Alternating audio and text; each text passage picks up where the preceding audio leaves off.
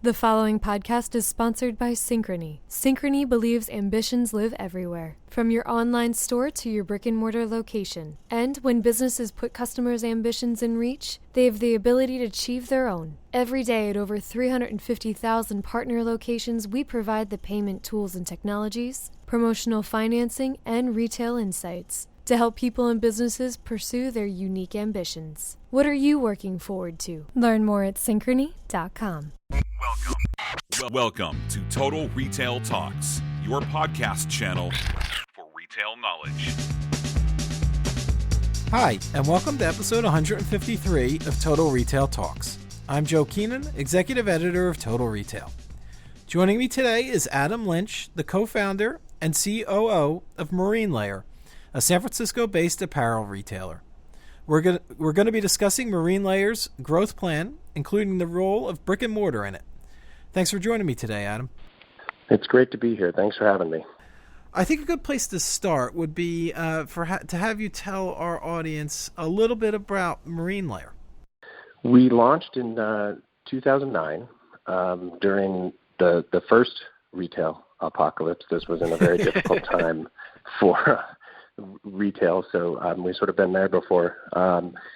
The genesis for the business was really just to make a really great T-shirt. That's how it started, and we thought that would be super easy. Turns out even making a T-shirt is not super easy. We thought we'd be online only. That was sort of the idea. We were sort of coming up in the age of bonobos and some of these other direct, e-tail-focused places. But we sort of stumbled into this retail sort of path early on, and that sort of set us on this path that we're on now, and very focused on both brick and mortar and e-commerce together.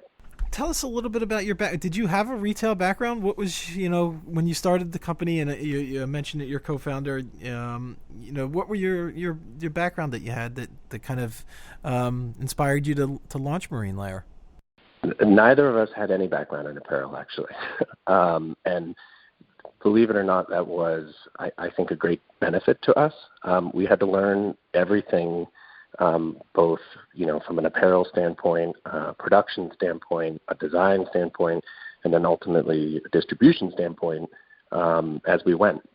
So we sort of had no preconceived notions of the best or the right way to build this business into what it is today. And so it was very much learn as we go, and with a lot of experimentation along the way. So you mentioned kind of the genesis for the company was, you wanted to, create this really quality T-shirt. So let's talk a little bit about your products. What differentiates Marine Layer's products from others? It sort of starts with the fabric. We say around the office here that we're quite fabric obsessed. That first T-shirt we made, we developed a custom jersey blend of Supima cotton and micro modal. It was pretty new to the market at the time. That's an incredibly soft fabric that gives you that worn-in, comfortable feel right when you put the T-shirt on. It gives you this just wonderful emotional connection when you put the T-shirt on. That put us on this sort of path to be sort of known for our really, really quality fabrications. Between that point in time and today, I think we've developed over 100 custom blends of fabrics, jerseys, knits, wovens, and we have an entire design team here that's focused almost exclusively on matching up and developing fabrics with the styles we're doing. So certainly the quality of that fabric, that's something our customers are looking to us for. And just more generally, we're trying to make everything you want to wear on the weekend. We have sort of been growing at a time when there's been an increasing acceptance of being a little bit more casual in the market. So we're trying to be your weekend wardrobe, stuff you want to put on, your favorite shirt, your favorite sweatshirt, your favorite button-down that you want to wear, sort of be in all the time. Are your products for men and women? Can maybe talk a little bit about the Marine Layer customer? Yeah, we're half and half now. So 50% men, 50% women. Turns out women are great shoppers.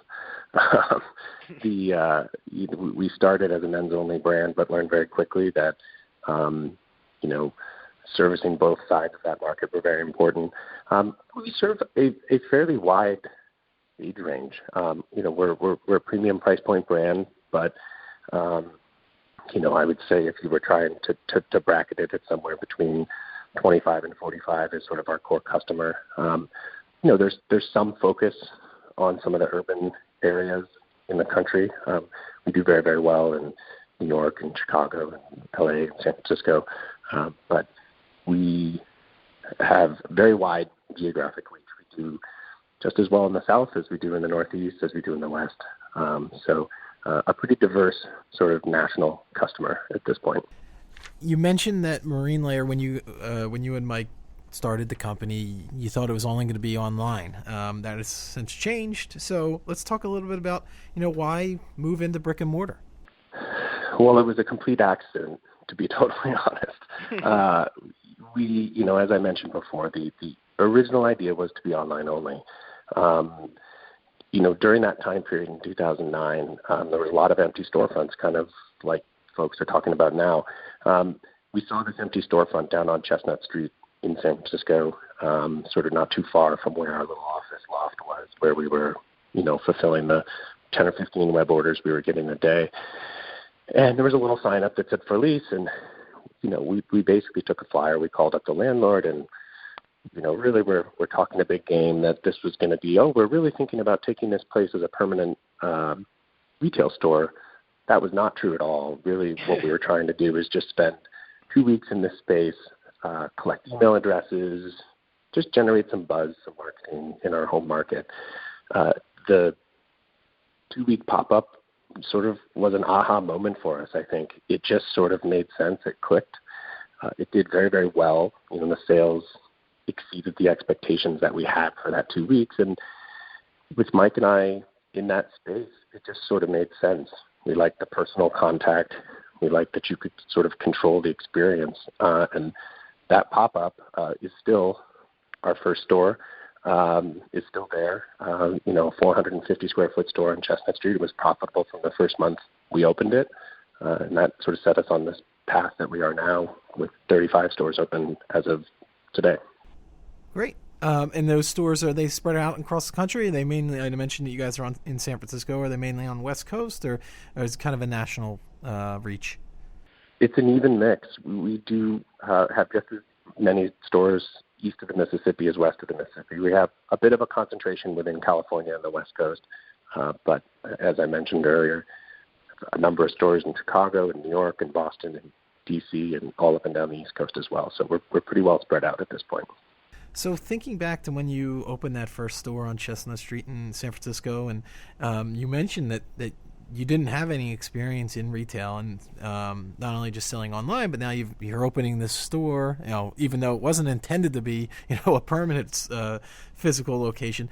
Kind of talk as you realize the success and, okay, this is something we want to do with the brand. What were the challenges in transitioning to selling in multiple channels? And then kind of the second part to that is, okay, what did you do to overcome those challenges? Was it hiring? Was it technology? Maybe some, all of the above. Can you talk a little bit about that? For sure. First and foremost was keeping product in the stores. I would say inventory we had a crash course in keeping the shelves filled with the right amount of product in the back of house. With online, certainly you don't want to be out of stock, but it's a bit of a different experience for a customer online when they're able to sort of move around and find something that we do have. Physical stores require that you have the product there, that the customer is able to come in and find what they want and walk out of the store with it. So certainly just scaling production, inventory, our sort of overall logistics was a big challenge. And then just customer experience, unifying that. I mean, I think the first store Mike and I were working in every other weekend. We were taking turns. One of us was up in the balcony, the other person was down on the floor selling. I mean, we were very, very close to it. In the early days, we opened our first store in LA in 2013. How do we make that experience the same as the experience that someone has when they walk into that original store, that Chestnut Street store, and meet Mike and I? So I'd say that the second challenge for sure was setting up our, staff training and customer experience so that it can be the same in store 3 as it is store 10 and store 20. That's certainly a big challenge. Yeah, that's a good segue into my next question, Adam, is, you alluded to the fact that the struggles of traditional brick and mortar retailers have been well documented. Sort of the term retail apocalypse has been thrown around a lot. So that customer experience, I'm interested in what Marine Layer is doing to differentiate its in-store experience for customers that's leading you to, be willing to continue to invest in physical retail. I think it actually starts internally within your business as a core value. You have to believe that, I actually believe you have to think that you're happy to have your customer shop in either channel. And I know that sounds a bit paradoxical, that to have a good retail experience, you also have to be okay with your customer shopping online. But we say this a lot around the office, is that we're channel agnostic. We want to have an equally good experience in our retail stores as we do in e-commerce. And that means that when you come into one of our retail stores, we want to have those associates being extremely personable and helpful. If they don't have a size or a style that you're looking for, they're very empowered to essentially do a direct online sale and get that shipped for free to your house or your office within a couple of days. We try to break down those barriers to making the customer decide. We don't want the customer to have to say, this is an online brand or a retail brand. We want them just to think of us as a brand. And if you want to go and shop online, that's great. If you want to come into our retail stores, we're going to do lots of things to make that a very seamless, frictionless experience for you and allow you, we do a lot of little things with technology that we allow our in-store associates to see all of the online transactions of folks. So there's just a very good visibility for our associates. It's one of my big frustrations with, more legacy retailers is if you go into, a big legacy retailer and you bring in an online return and you walk into a store and say, hey, I'd like to return these for the shirt or these, these dishes. They look at you like you're from Mars. They're like, well, it's a different business. I can't take these, things back for you. That's online. You have to deal with, and that sort of very much frustrates us. And I feel like that if we break down those barriers and just have a very good sort of united experience across the two channels, I actually think that really drives a good, healthy retail experience as well.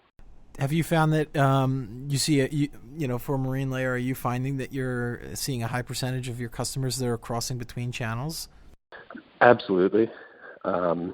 It's sort of the secret sauce, to be honest, of what we're doing.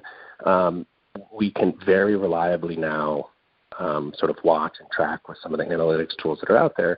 When I open a new store in a new market, in Atlanta, for example, we can very reliably watch the spike in e-commerce traffic within that trade area after we open that store. And that's great. We're completely okay with that. We expect the store itself to be profitable. We expect it to be a great experience, but we're totally fine with it being an acquisition engine for new customers. And then once you know your size and you're really excited about the brand, we're great with you crossing over and servicing you online as well. That's a great trade for us, and it's certainly something we do see, and we try to encourage it as much as we can, actually. As you've been in business nearly 10 years now, but at Marine Layer, you've kind of developed this loyal customer base, but you've been able to maintain it as you've continued to grow. Why do you think, what's sort of been your secret into developing this customer base and kind of engendering that loyalty that's so challenging for retailers to find these days? I think it just starts with actually trying to form a very strong, almost emotional connection with your customer. It is not through, we don't have a lot of very sophisticated loyalty programs or, things that are bells and whistles that are intended to engender that loyalty. We think if we treat our customers like friends in the store, if you were to go into one of our stores, I'm quite confident that if you were just to walk in and it was your first time there, you'd have a great conversation. The person would be very personable. The associate would be personable. They'd know a lot about the product. And that's the number one way that I can ensure that you'll want to come back to that store. So we focus a lot on the brand touch points, the experience, and how we treat our customers. That's a huge part of the loyalty. Certainly you have to make very, very good product as well. So hearkening back to the fabric obsessed part, if we keep that in our crosshairs and continue to innovate there and make best-in-class product for our customers, they'll also keep coming back to buy more of it. And then my final question, Adam, is what are the next steps for Marine Layers? It looks to continue this, momentum, this growth. Is it, investments in more stores, or is it, new product categories, technology investments? Where do you see, kind of your next steps as you look to continue to grow the brand? Well, the first answer there is probably a little boring, unfortunately. It's more of the same. I can't say that there's we're going to launch a drone delivery service or anything too crazy. What we're doing is working, and we are going to continue to open retail stores. We very much believe in physical retail.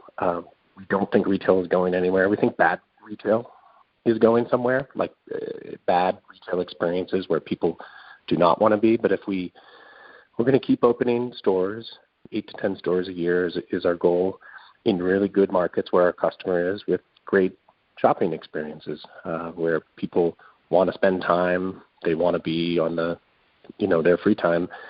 We'll also, e-commerce is still a huge engine for our growth. And then we're interested in some of the intersections between brand and other parts of lifestyle, particularly hospitality. We've actually opened a few Airbnbs sort of adjacent to or connected to some of our stores.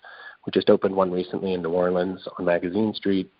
We have one up in Chicago and one in Portland. So it's sort of I would say, an initial foray into the, marrying up the lifestyle we're trying to sell with this sort of hospitality and placemaking. And so far, the Airbnbs have been very, very successful. It's sort of a unique angle, I think, on this. So you'll probably see more of those down the road as well. Yeah, that's interesting. Kind of extending the brand into new industries almost. Is the product available? I mentioned we've talked a lot about selling direct to consumer via e-commerce and your retail stores. Do you sell wholesale at all, or no? We do not. No, we have.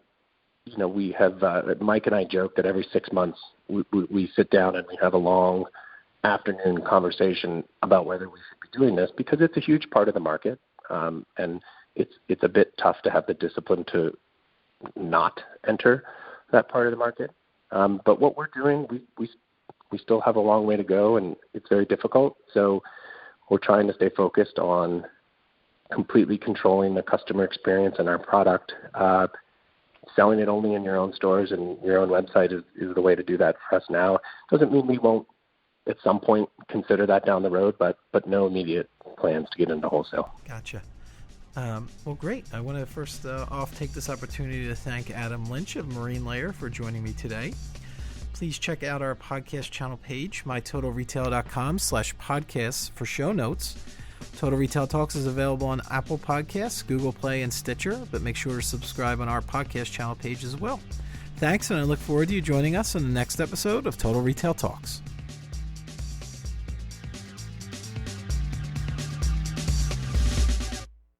This podcast has been brought to you by Synchrony. At Synchrony, we have the payment tools and technologies, promotional financing, and retail insights to put your ambitions in reach. Learn more at synchrony.com.